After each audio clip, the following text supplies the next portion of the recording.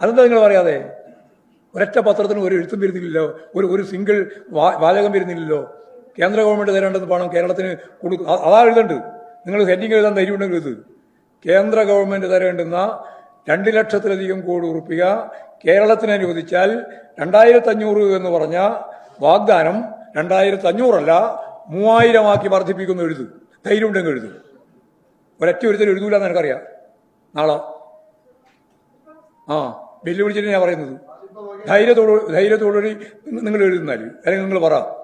ഞാൻ ഈ പറഞ്ഞതും വളരെ കറക്റ്റാണ്. 2 ലക്ഷം കോടി റുപ്യ കേന്ദ്ര ഗവൺമെന്റ് കേരളത്തിന് തരേണ്ടുന്നത് ഉപരോധം മാറ്റി ആ 2 ലക്ഷം കോടി റുപ്യ ഞങ്ങൾക്ക് തന്നാൽ കർഷക തൊഴിലാളി ഉൾപ്പെടെയുള്ള ഈ അവശത അനുഭവിക്കുന്ന ജനങ്ങൾക്ക് 2000 റുപ്യ ഇപ്പോൾ കൊടുത്തത് 2500 റുപ്യ കൊടുക്കുമെന്ന് ഞങ്ങൾ പറഞ്ഞത് അധികരിച്ച് 3000 റുപ്യ കൊടുക്കും. മന്ത്രിസഭാ യോഗം കഴിഞ്ഞതിന് ശേഷം ആ പ്രശ്നം പരിഹരിച്ചതിന് ശേഷം ആ ജില്ല ഈ അതിദാരിദ്ര്യമുക്തമാണെന്ന് പ്രഖ്യാപിച്ചത് ഞങ്ങളാരുമല്ല, കോൺഗ്രസ് ആണ്. അത് സ്വന്തം ജില്ലയാണ്. വി ഡി സതീശന്റെ കോൺഗ്രസ് നേതാവാണ് ജില്ലാ പഞ്ചായത്ത് പ്രസിഡന്റ്.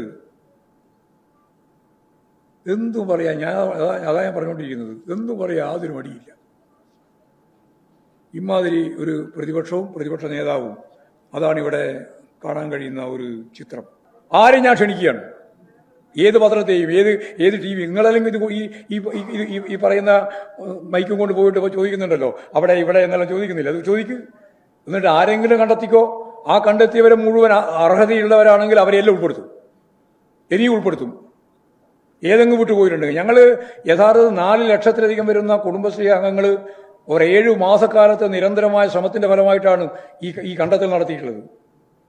എല്ലാ പഞ്ചായത്തും, എല്ലാ കോർപ്പറേഷനും, എല്ലാ മുനിസിപ്പാലിറ്റിയും ഇതിനകം അതിദാരിദ്ര്യമുക്ത പഞ്ചായത്തായി, മുനിസിപ്പാലിറ്റിയായി, കോർപ്പറേഷനായി, ജില്ല ആയി പ്രഖ്യാപിച്ചിട്ടുണ്ട്.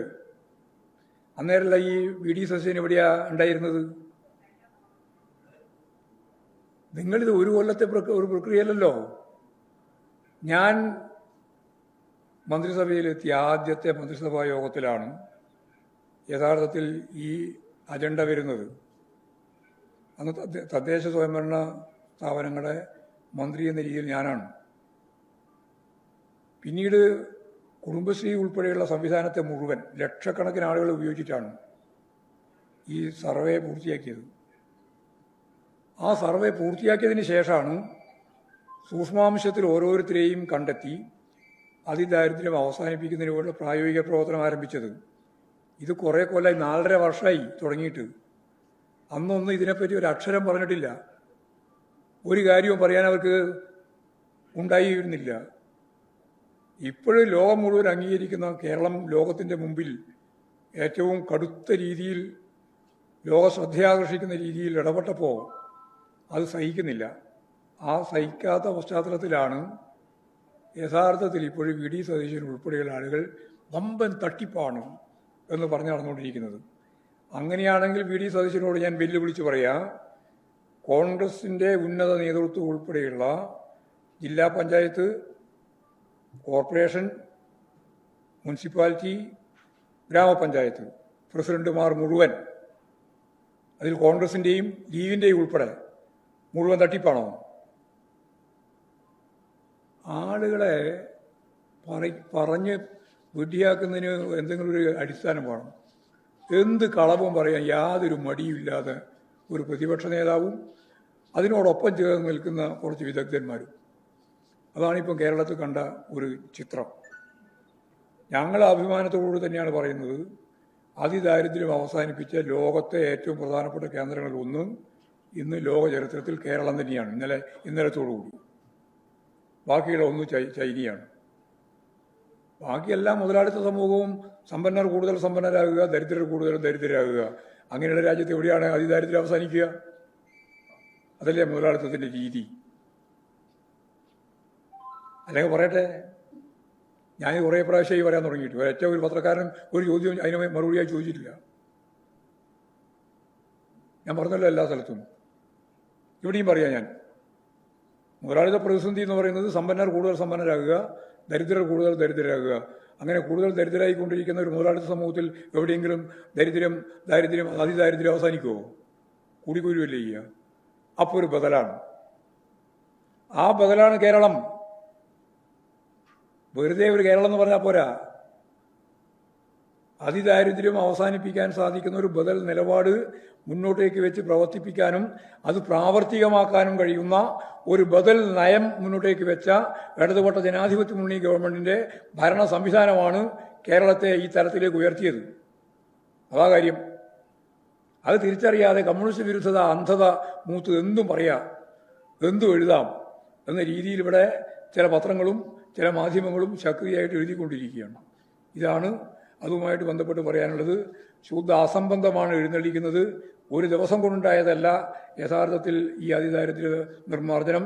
വർഷങ്ങൾ നീണ്ടു നിൽക്കുന്ന ഒരു പ്രക്രിയയിലൂടെ അതിൻ്റെ അവസാന ഘട്ടമെത്തിയപ്പോൾ 0.7% എന്ന് നീതി ആയോഗ് പറഞ്ഞ കണക്കനുസരിച്ച് ആ 0.7% കണ്ടെത്തി അവർക്ക് സൂക്ഷ്മാംശത്തിൽ ഓരോരുത്തരെയും നിങ്ങൾ മനസ്സിലായിക്കോ, 64,006 അതിൽ 64,005 ആയി. ഒരാൾ കുറവ്. മന്ത്രിസഭാ യോഗം ചേരുകയാണ്. മന്ത്രിസഭാ യോഗം ചേരുമ്പോഴാണ് ഒരാൾ കുറവാണ്. അത് എറണാകുളം ജില്ലയിലാണ്.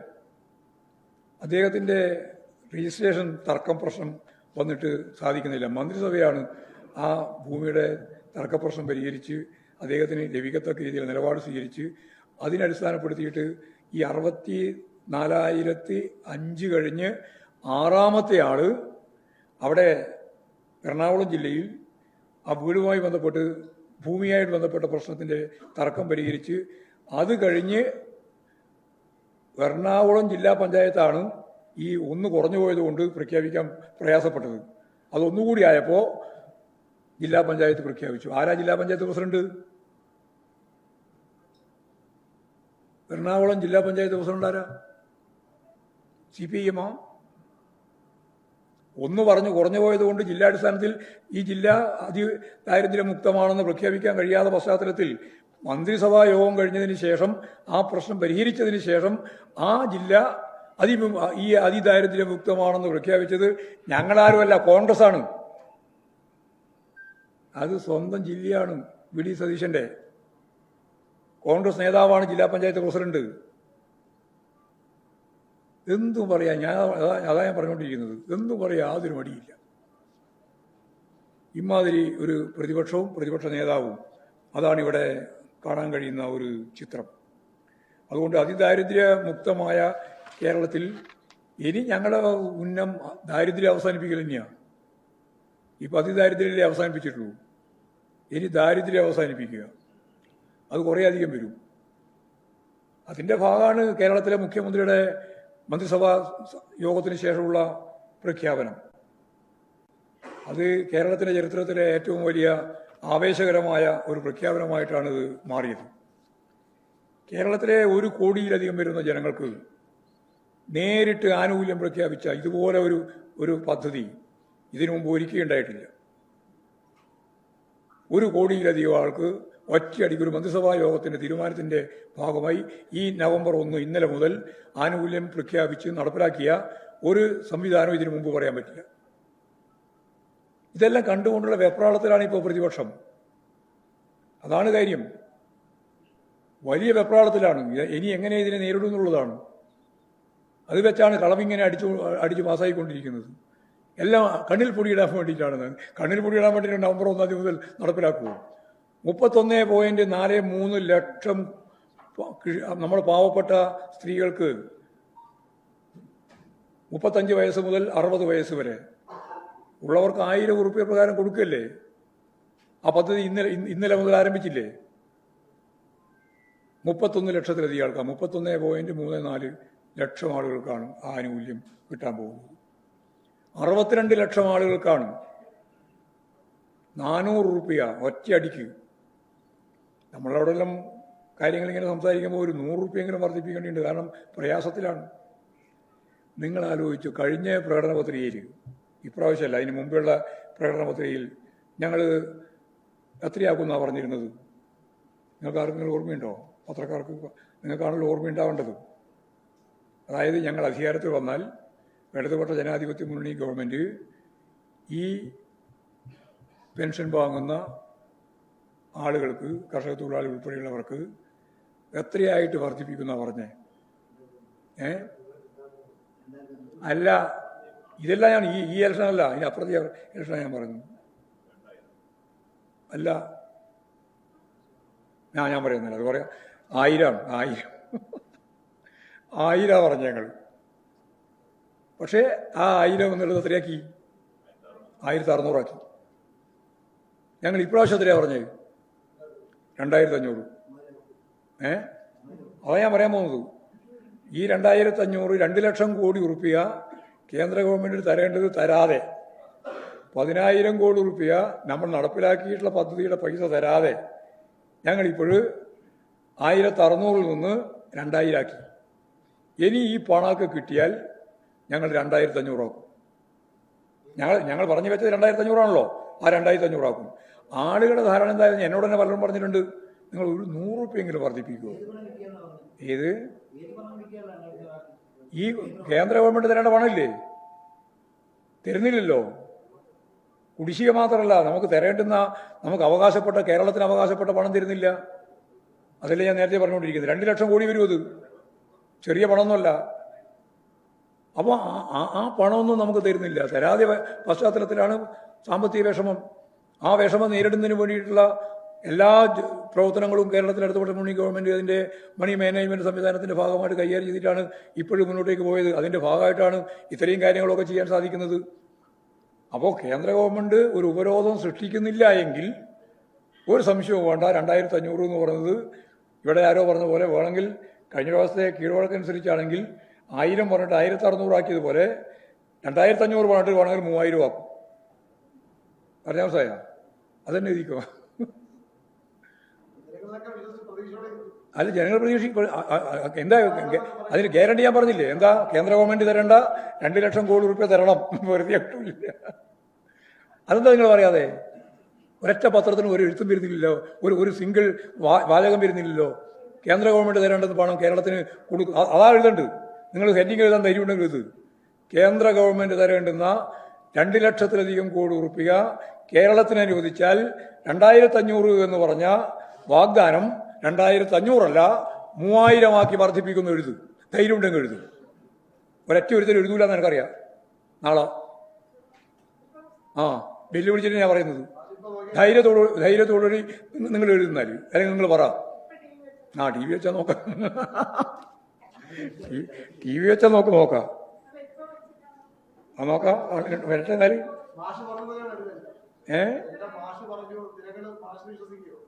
ഞാൻ പറഞ്ഞാൽ ജനങ്ങൾ വിശ്വസിക്കും, കൃത്യമായിട്ട് വിശ്വസിക്കും. അതിന് സംശയം. ഞങ്ങൾ പറഞ്ഞത് എന്താണോ അത് നടപ്പിലാക്കിക്കൊണ്ടാണ് മുന്നോട്ടേക്ക് പോകുന്നത്.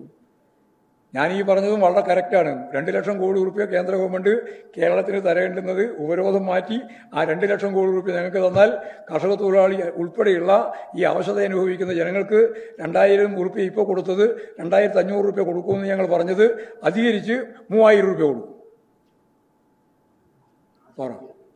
ഉറപ്പാണ് ഈ ഗ്യാരണ്ടിയിൽ. മനസ്സിലായില്ലേ? ഈ ക്ലോസിൽ അതിന് കാരണം ഞങ്ങളുടെ ഗവൺമെൻറ് എന്ന് പറയുന്നതും ഇടതുപക്ഷ ജനാധിപത്യ മുന്നണി എന്ന് പറയുന്നതും പാവപ്പെട്ട ജനങ്ങൾക്ക് വേണ്ടിയിട്ട് അവരുടെ ജീവിതത്തെ മുന്നോട്ടേക്ക് നയിക്കാൻ വേണ്ടിയിട്ടല്ലേ. അല്ലാണ്ട് വേറെന്താ വ്യത്യാസം? ഇവർക്ക് വേണ്ടിയിട്ടാണ്, ഈ ജനവിഭാഗങ്ങൾക്ക് വേണ്ടിയിട്ടാണ്. ഈ സ്ത്രീകൾക്ക് 35 വയസ്സ് മുതൽ 60 വയസ്സ് വരെയുള്ളവർക്ക് കൊടുക്കല്ലേ 1000 രൂപ പ്രകാരം. 5 ലക്ഷം ചെറുപ്പക്കാർക്ക് 18 വയസ്സ് കഴിഞ്ഞ് അവരിപ്പോൾ ഉദ്യോഗം, അതായത് +2 കഴിഞ്ഞു, IT കഴിഞ്ഞു, പോളിടെക്നിക്ക് കഴിഞ്ഞു, എഞ്ചിനീയറിംഗ് കോളേജ് കഴിഞ്ഞു, ഡിഗ്രി കഴിഞ്ഞു, അങ്ങനെ കഴിഞ്ഞ് ജോലിക്ക് വേണ്ടി കാത്തിരിക്കുകയാണ്. അപ്പോൾ ജോലിക്ക് വേണ്ടി കാത്തിരിക്കുകയല്ല വേണ്ടി, ജോലിക്ക് വേണ്ടി പുതിയ തരത്തിൽ പഠിക്കണം. നമ്മുടെ ഏറ്റവും ലോകത്തിന് ആവശ്യമുള്ള എന്താണോ അത് മനസ്സിലാക്കിയിട്ട് സ്കില്ല് നേടണം. അപ്പോൾ അതിനു വേണ്ടി കൂടി 1000 ഉറുപ്പിക ഗവൺമെൻറ് കൊടുക്കുകയാണ്. എത്ര? 5 ലക്ഷം ആൾക്ക് കൊടുക്കുകയാണ്. 5 ലക്ഷം യുവാക്കൾക്ക് കൊടുക്കുകയാണ്, ഡിഗ്രി കഴിഞ്ഞവർക്ക്. അതുപോലെ തന്നെ ഞാൻ ഈ പറഞ്ഞ IT, പോളിടെക്നിക്കെല്ലാം കഴിഞ്ഞവർക്ക് കൊടുക്കാൻ പോവാണ്. ഈ നവംബർ 1-ാം തീയതി മുതൽ നടപ്പിലാക്കാൻ പോവാണ്. 5 ലക്ഷം ചെറുപ്പക്കാർ. മടിയന്മാരൊന്നും ആവില്ല, അവർ നല്ല ഊർജ്ജസ്വലരായിട്ട് മാറും. അവർക്ക് തൊഴിൽ കിട്ടും. കാരണം എന്താ കാരണം വെച്ചാൽ അത് ഈ MA MS ഡിഗ്രി കൊണ്ട് മാത്രം കിട്ടില്ല. പലർക്കും കിട്ടണമെങ്കിൽ എന്ത് വേണം? അവർക്ക് സ്കില്ല് വേണം. ആ സ്കിൽ പരിശീലിപ്പിക്കണം. അത് 3 മാസം മതി, ചിലപ്പോൾ 6 മാസം മതി. അപ്പോഴേക്ക് അവർക്ക് ജോലി കിട്ടും. സ്വാഭാവികമായിട്ടും അങ്ങനെയുള്ള ഒരു 5 ലക്ഷം ആളുകളെയാണ് ഈ ഗവൺമെന്റ് കണ്ടെത്തി. ആരും പറഞ്ഞതല്ല ഇത്. സത്യം പറഞ്ഞാൽ ഗവൺമെന്റിന്റെ ഒരു പുതിയ കാഴ്ചപ്പാടാണ്. ജോലി എങ്ങനെയാണ് കൊടുക്കാനാകുക? KADSകിന്റെയും അതുപോലെ തന്നെ ഇപ്പോൾ വിജ്ഞാന കേരളത്തിൻ്റെയും ഒക്കെ നിലപാട് അടിസ്ഥാനപ്പെടുത്തിയിട്ട് ഈ ചെറുപ്പക്കാർ കോളേജിൽ പഠിച്ചുകൊണ്ടിരിക്കുമ്പോൾ തന്നെ ജോലി സംബന്ധിച്ചുള്ള കാര്യങ്ങൾ മനസ്സിലാക്കിയിട്ട് ഇടപെട്ട് അവർക്ക് ജോലി കൊടുക്കാനാണ് ഇപ്പോൾ ശ്രമിച്ചുകൊണ്ടിരിക്കുന്നത്. 1 ലക്ഷം ആളുകൾക്ക് ജോലി കൊടുക്കാനുള്ള സംവിധാനമാണ് ഇപ്പോൾ ഉണ്ടാക്കിയിട്ടുള്ളത്. അതിന്റെ ഭാഗമായിട്ടാണ് അവരെ സഹായിക്കാൻ ഇപ്പോൾ 5 ലക്ഷം ആളുകൾക്ക് കൊടുക്കാൻ തീരുമാനിച്ച ഈ പറയുന്ന പണം. ഇങ്ങനെ ഞാനിപ്പോൾ ഓരോന്നോരോ ആശാ വർക്കർമാർ, അവർക്ക് 1000 രൂപ, അംഗൻവാടിക്കാർക്ക് 1000 രൂപ, അതുപോലെ തന്നെ നമ്മുടെ ഏരിയ അടിസ്ഥാനത്തിലുള്ള നമ്മുടെ കുടുംബശ്രീ സംവിധാനത്തിന്റെ ഭാഗമായിട്ടുള്ളവർക്ക് 1000 രൂപ ഗ്രാന്റ്, ഇങ്ങനെ 1 കോടിയിലധികം വരുന്ന ആളുകൾക്ക് ആനുകൂല്യം നൽകിയിട്ടുള്ള ഒരു സംവിധാനമാണ് ഈ മന്ത്രിസഭാ യോഗത്തോടുകൂടി പ്രഖ്യാപിച്ചിട്ടുള്ളത്. അത് കേരളത്തിന്റെ ചരിത്രത്തിൽ വലിയ സംഭവമായിട്ട് മാറാൻ പോവാണ്. ആവേശകരമായ ഒരു പശ്ചാത്തലമാണ് ജനങ്ങളിൽ ഉണ്ടാക്കിയിട്ടുള്ളത്. ഇവിടെ പ്രതിപക്ഷ നേതാവ് ഇന്നലെ അസംബ്ലി യോഗം ചേർന്ന് ഉടനെ തന്നെ ഞാൻ എഴുന്നേറ്റ് ഇത് തട്ടിപ്പാണെന്ന് പറഞ്ഞിട്ട് എങ്ങനെ കേൾക്കുക? ഇത് മാനസികമായ ഒരു സ്ഥിരതയോടുകൂടി കേൾക്കാൻ സാധിക്കണ്ടേ അസംബ്ലിയിൽ? അത് സാധിക്കില്ല എന്നുള്ളതുകൊണ്ട് അവിടെ അപ്പം തന്നെ എഴുന്നേറ്റ് പുറപ്പെട്ടിയാണ്. എന്നിട്ടാണ് തട്ടിപ്പാണെന്ന് പറഞ്ഞ് നടന്നത്. പക്ഷെ നിങ്ങൾ ഇന്നലെ മനസ്സിലായിക്കോ, 10 ലക്ഷത്തിലധികം ആളാണ് ഇടതുപക്ഷ ജനാധിപത്യ പ്രസ്ഥാനത്തിന്റെ ഭാഗം മാത്രമായിട്ടുള്ള ആളുകൾ ഈ കേരളത്തിന്റെ വിവിധ മേഖലയിൽ ആയിരക്കണക്കിന് കേന്ദ്രങ്ങളിൽ പ്രകടനവും സമ്മേളനവും പായസദാനവും അതുപോലെ തന്നെ മധുരപലഹാരവും എല്ലാം വിതരണം ചെയ്തു. എത്ര? 10 ലക്ഷത്തിലധികം. അത് ഈ രാജ്യം അനുഭവിക്കുന്നതാണ്, നാട് കാണുന്നതാണ്.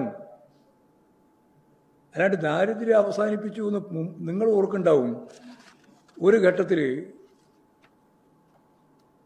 ഇന്ത്യ സന്ദർശിക്കാൻ വേണ്ടി ഇപ്പോഴത്തെ ട്രംപല്ല, അതിൻ്റെ മുമ്പത്തെ ട്രംപ് ഇന്ത്യയിൽ വന്നു.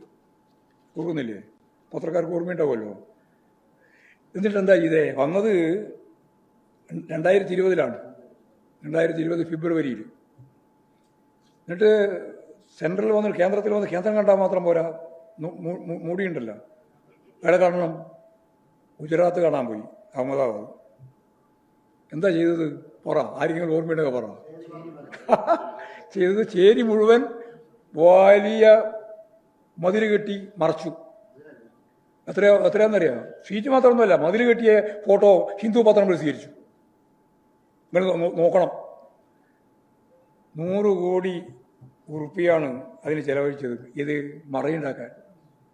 അതിദാരിദ്ര്യം കാണാതിരിക്കാൻ വേണ്ടി BJP ഗവൺമെന്റും BJPയും എടുത്ത നിലപാട് പോലെ ഇടതുപക്ഷ ജനാധിപത്യ മുന്നണി ഒരു മതിലും കെട്ടിയില്ല കേരളത്തിൽ. ഒരു തരത്തിലുള്ള മതിലുമില്ല, ഒരു തരത്തിലുള്ള മറയുമില്ല. ഈ കേരളം മുഴുവൻ സന്ദർശിക്കാം. എന്നിട്ട് VD സതീശൻ കണ്ടുപിടിക്കട്ടെ അതിദാരിദ്ര്യമുള്ള ഇന്നയാളുണ്ട്, അപ്പൊ ഞങ്ങൾ ഏറ്റെടുക്കും. കണ്ടുപിടിക്കട്ടെ. ട്രംപിന്റെ സന്ദർശനത്തിന് വേണ്ടിയിട്ട് 100 കോടി ഉറുപ്പിക ചെലവാക്കിയിട്ട് മറകെട്ടി ഉണ്ടാക്കിയ, എന്നിട്ട് ചേരി കാണാതിരിക്കാൻ വേണ്ടിയിട്ട് നടത്തിയ ആ കൊള്ളരുതായ്മ ഉണ്ടല്ലോ, ആ കൊള്ളരുതായ്മയുടെ സ്ഥിതിയല്ല കേരളത്തിൽ. നിങ്ങൾക്ക് ഈ കേരളത്തിൽ ഏത് സ്ട്രീറ്റിലും പോകാം, ഏത് പ്രദേശത്തും പോകാം, ഏത് നാട്ടിലും പോകാം. VD സതീശൻ ഉൾപ്പെടെ പോയിട്ട് കണ്ടുപിടിക്കട്ടെ അതിദാരിദ്ര്യ. അയ്യോ, ഈ കേരളത്തിലെ അതിദാരിദ്ര്യം നിങ്ങൾ പറഞ്ഞ ദാരിദ്ര്യത അതിദാരിദ്ര്യം എന്ന് പറയട്ടെ, അല്ലെങ്കിൽ മനോരമക്കാരനും മാതൃഭൂമിക്കാരനും പറയട്ടെ. ഞാൻ വെല്ലുവിളിക്കല്ല ചെയ്യുന്നത്, അവരെ ഞങ്ങൾ ഉൾപ്പെടുത്തും. അവരെന്ത് ചെയ്യും? അവരെ അതിദാരിദ്ര്യത്തിന്റെ പട്ടികയിൽപ്പെടുത്തി നമുക്ക് അവരെയും ശരിയായ രീതിയിൽ പൊതുസമൂഹത്തിന്റെ ഭാഗമായിട്ട് മാറ്റാം. ആരെയും ഞാൻ ക്ഷണിക്കുകയാണ്. ഏത് പത്രത്തെയും ഏത് TV, നിങ്ങളല്ലെങ്കിൽ ഇത് ഈ പറയുന്ന മൈക്കും കൊണ്ട് പോയിട്ട് ചോദിക്കുന്നുണ്ടല്ലോ അവിടെ ഇവിടെ എന്നെല്ലാം ചോദിക്കുന്നില്ല. അത് ചോദിക്കും. എന്നിട്ട് ആരെങ്കിലും കണ്ടെത്തിക്കോ. ആ കണ്ടെത്തിയവരെ മുഴുവൻ അർഹതയുള്ളവരാണെങ്കിൽ അവരെല്ലാം ഉൾപ്പെടുത്തും, ഇനിയും ഉൾപ്പെടുത്തും. ഏതെങ്കിലും വിട്ടുപോയിട്ടുണ്ടെങ്കിൽ ഞങ്ങൾ യഥാർത്ഥത്തിൽ 4 ലക്ഷത്തിലധികം വരുന്ന കുടുംബശ്രീ അംഗങ്ങൾ ഒരു 7 മാസക്കാലത്തെ നിരന്തരമായ ശ്രമത്തിന്റെ ഫലമായിട്ടാണ് ഈ കണ്ടെത്തൽ നടത്തിയിട്ടുള്ളത്. അതിദരിദ്രം എന്ന് പറയുമ്പോൾ ദരിദ്രരെ ഉൾപ്പെടുത്തണ്ട, ദരിദ്രർ പറയുന്നുണ്ട്. ആ ദരിദ്രരെ കണ്ടെത്താനല്ല നമ്മൾ പറഞ്ഞത്, അതിദരിദ്രരെ കണ്ടെത്താനാണ്. അതിനൊരു മറയുമില്ല. കേരളം മുഴുവൻ തുറന്നിട്ടിരിക്കുന്നു. തുറന്നിട്ട കേരളത്തിൽ ഈ പറയുന്ന VD സതീശനും ഈ വിമർശനം നടത്തിയിട്ടുള്ള ഈ ചിന്തകന്മാർ അങ്ങനെയാണല്ലോ അവർ പറഞ്ഞത്. അവർ ചിന്തിക്കൊന്നും വേണ്ട, അവർ പോയി നോക്കിയാൽ മതി. എന്നിട്ട് ഈ പറഞ്ഞ പട്ടികയിൽപ്പെട്ട അതിദാരിദ്ര്യം അനുഭവിക്കുന്ന ആരെങ്കിലും ഉണ്ടെങ്കിൽ അവരെ കണ്ടെത്തിയാൽ അവരെയും കൂടി നമുക്ക് അതിദാരിദ്ര്യ വിമുക്തമാക്കാനുള്ള പണി നടത്താം. പോരെ? ആ ചിന്തകന്മാരുൾപ്പെടെയാ പറഞ്ഞു. അവർക്ക് പല കാര്യത്തിലും ചിന്തിക്കാനുള്ള ശേഷിയുണ്ട്, അതൊക്കെ ശരിയാണ്. പക്ഷെ അതിദാരിദ്ര്യത്തെ പറ്റി ചിന്തിക്കാൻ ശേഷിയില്ല. മമ്മൂട്ടി എന്നല്ല പറഞ്ഞതുപോലെ ഏറ്റവും പ്രധാനപ്പെട്ട കാര്യം വയറാണ്, വിശപ്പാണ്. അത് കുറച്ച് അറിഞ്ഞവർക്ക് മാത്രമേ അതിൻ്റെ കൃത്യമായ അതിദാരിദ്ര്യത്തിൻ്റെയും കാര്യം പറയാൻ സാധിക്കും. കുഞ്ഞാമൻ പറഞ്ഞിട്ടില്ലേ? കുഞ്ഞാമൻ കേട്ടിട്ടുണ്ടോ? കുഞ്ഞാമൻ്റെ ഒരു പുസ്തകമുണ്ട്, വായിച്ചു നോക്കണം നിങ്ങളെല്ലാം. ആ പുസ്തകത്തിൻ്റെ പേര് ഞാൻ പറയാം, എതിര് എന്നാണ്. എതിര് കേട്ടിട്ട്? എതിര് ആയില്ലേ? അല്ല, നിങ്ങൾ അങ്ങനെ പറയണ്ട. ഞാൻ പറഞ്ഞ അല്ലല്ല, നിങ്ങളോട് അറിയാം, അതോടെ ചോദിച്ചാൽ അറിയില്ലേന്ന്. അറിയാന്ന് പറഞ്ഞ പോലെ അറിയാമെന്ന് പറഞ്ഞാൽ മതിയല്ലോ. പിന്നെന്താ? പിന്നെ അസ്വസ്ഥനാവണ്ട. എന്താ കാരണം വെച്ചാൽ നിങ്ങളെല്ലാം പറഞ്ഞുകൊണ്ടിരിക്കുന്നതിന്റെ എല്ലാം വസ്തുതകൾ ജനങ്ങൾക്ക് മനസ്സിലാക്കാൻ തന്നെയാണ് ഞാൻ ഇത് ചോദിക്കുന്നത്. വെറുതെ ചോദിക്കുന്നൊന്നുമല്ല, നിങ്ങളെ പരീക്ഷിക്കാനുമല്ല. അങ്ങനെ ജനങ്ങൾക്കിത് മനസ്സിലാവുന്നു. അത് മനസ്സിലായില്ലേ നിങ്ങൾക്ക്? ഞാനിങ്ങനെ ഓരോ ചോദ്യം ചോദിക്കുന്നതും ഉത്തരം പറയുന്നതും വളരെ വ്യക്തതയോടുകൂടി ജനങ്ങൾക്ക് ക്ലിയർ ആവാൻ വേണ്ടിയാണ്, അല്ലാണ്ട് നിങ്ങളെ ബോധ്യപ്പെടുത്താനൊന്നുമല്ല. കുഞ്ഞാമൻ അറിയുമെന്ന് ഞാൻ ചോദിച്ചത്. കുഞ്ഞാമനെ നിങ്ങൾ പല പ്രാവശ്യവും കോട്ട് ചെയ്തിട്ടുണ്ട്, അതുകൊണ്ടാണ് ചോദിച്ചത്. പട്ടിണിയുടെ കാര്യം പറയുമ്പോൾ, വിശപ്പിന്റെ കാര്യം പറയുമ്പോൾ കേരളത്തിൽ ശ്രദ്ധിക്കപ്പെടുന്ന ഏറ്റവും ശ്രദ്ധേയമായ ഒരു പുസ്തകം എഴുതിയിട്ടുള്ളത് ഈ കുഞ്ഞാമനാണ്. അതുകൊണ്ടാണ് ഞാൻ ഇന്നലെ പറഞ്ഞ മമ്മൂക്കയുടെ പ്രസംഗത്തിന്റെ ഭാഗമായിട്ട് പറഞ്ഞ വിശപ്പിന്റെ കാര്യം പറഞ്ഞത്. അപ്പോഴേ ഞാൻ കുഞ്ഞാമനെ പറ്റി പറഞ്ഞത് മാത്രമേ ഉള്ളൂ. കുഞ്ഞാമന്റെ എതിര് എന്ന് പറഞ്ഞൊരു പുസ്തകമുണ്ട്, അത് വായിച്ചു നോക്കേണ്ട ഒരു പുസ്തകം തന്നെയാണ്. വിശപ്പിന്റെ കൃത്യമായ കാഠിന്യം നിങ്ങൾക്ക് തിരിച്ചറിയാൻ സാധിക്കണമെങ്കിൽ അതുപോലുള്ള പുസ്തകം വായിക്കണം. അനുഭവിച്ച കാര്യങ്ങളാണ് അദ്ദേഹം ചൂണ്ടിക്കാണിച്ചിട്ടുള്ളത്. അപ്പോൾ വളരെ വ്യക്തതയോടുകൂടി ഞാൻ ഉറപ്പിച്ച് പറയാണ്, ലോകത്തിന് മുമ്പിൽ ഇടതുപക്ഷ ജനാധിപത്യ മുന്നണി ഒരു പുതിയ ചരിത്രം രചിച്ചിരിക്കുന്നു. അത് അതിദാരിദ്ര്യമുക്തമായി കേരളത്തെ പ്രഖ്യാപിക്കാൻ സാധിച്ചതാണ്. അതിന് തുടർച്ചയായ പ്രക്രിയയിലൂടെയാണ് ആ കാര്യം സാധിച്ചത് എന്ന കാര്യം കൂടി ചൂണ്ടിക്കാണിച്ചിട്ട് നമുക്ക് നിർത്താം.